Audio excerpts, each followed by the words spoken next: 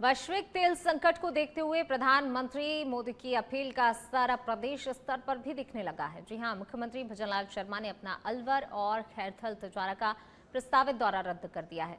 CM ने जयपुर से ही virtual माध्यम से विभिन्न विकास परियोजनाओं का उद्घाटन और शिलान्यास किया। इस वर्चुअल कार्यक्रम में केंद्रीय रेल मंत्री अश्विनी वैष्णव और केंद्रीय मंत्री भूपेंद्र यादव भी ऑनलाइन जुड़े।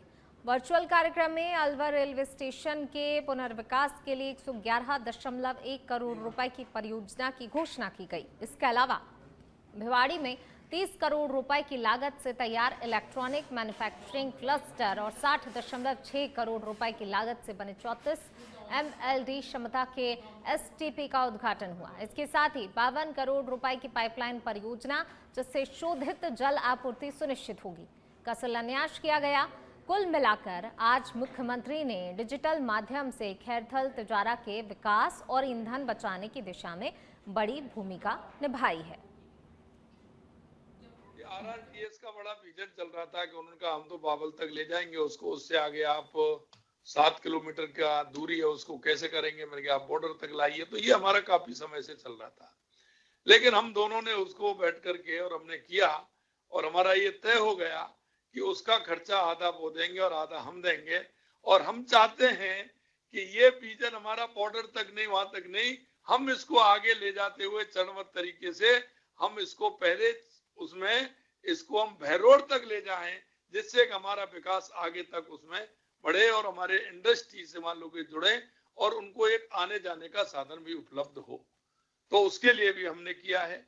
यमुना समझौते के माध्यम से आपको पता है कि हमारा काम चल रहा है, उसकी लैंड भी तय हो गई है कि 30 तारीख तक उसको फाइनल करते हुए आज हमारी राजस्थान सरकार उसको जो हमारा DPR बनी है उसको अपलोड कर देगा और उसके बाद जो उनके कुछ विषय आएंगे उनको समाहित करते हुए हम दोनों प्रदेश उसमें आगे बढ़ रहे हैं। और जब मैं एक बात हमेशा कहता हूं, जब व्यक्ति के मन की जनता के प्रति अच्छा काम होता है तो ईश्वर भी उसका साथ देता है।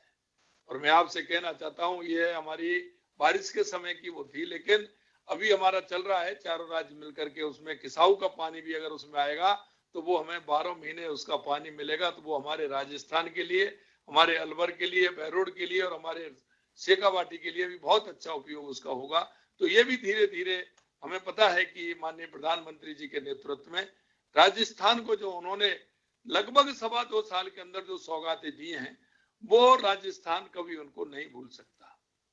आज अगर मैं ERCP की बात करूं तो लगभग 90,000 करोड़ रुपए से की योजना है वो। शायद ये, आप तो कैबिनेट में बैठते हैं, शायद ये सबसे बड़ी योजना हमारी होगी। जो 90,000 करोड़ से ऊपर की योजना है वो हमारी है। 13,000 करोड़ रुपए की योजना हमारी जो मेट्रो की थी वो भी उन्होंने की है और इसी तरह से लगभग 32,000 करोड़ रुपए की योजना हमारी शेखावाटी की आएगी। तो ये हमारी जो योजना है, ये 5,000 करोड़ रुपए हमारे को इंदिरा गांधी गंग नहर के लिए दिए हैं। ये बहुत बड़ी बात होती है। 2 नैनोमीटर की, 3 नैनोमीटर की, उनका डिजाइन आज भारत में हो रहा है। जो AI में उपयोग में आती है, हाई बैंडविड्थ मेमोरी, उसका मैन्युफैक्चरिंग भारत में हो रहा है। जो कई तरह की मशीनें जैसे फ्रिज है, वॉशिंग मशीन है, मोटरसाइकिल है, कार है, इसमें उपयोग में आने वाली जो चिप्स हैं, उन चिप्स का मैन्युफैक्चरिंग भी भारत में होने लगा है। और अभी तो जैसे अभी मनवानी जी बता रहे थे कि हमें रॉ मटेरियल डायरेक्टली मिले और इलेक्ट्रॉनिक्स कंपोनेंट डायरेक्टली मिले, एकदम सही बात है। इसीलिए इलेक्ट्रॉनिक्स कंपोनेंट को भारत में कैसे हम निर्माण करें, इलेक्ट्रॉनिक्स कंपोनेंट्स की मैन्युफैक्चरिंग भारत में कैसे करें, उसके लिए 8-10 महीने पहले माननीय प्रधानमंत्री जी ने इलेक्ट्रॉनिक्स कंपोनेंट मैन्युफैक्चरिंग स्कीम चालू की थी। इलेक्ट्रॉनिक्स कंपोनेंट मैन्युफैक्चरिंग स्कीम चालू की थी। इसमें अब तक 75 प्रोजेक्ट्स अप्रूव हो गए हैं और जिसमें 61,000 करोड़ रुपए का इन्वेस्टमेंट आ रहा है और भारत बहुत बड़ा इलेक्ट्रॉनिक्स कंपोनेंट मैन्युफैक्चरिंग देश बन के उभर रहा है।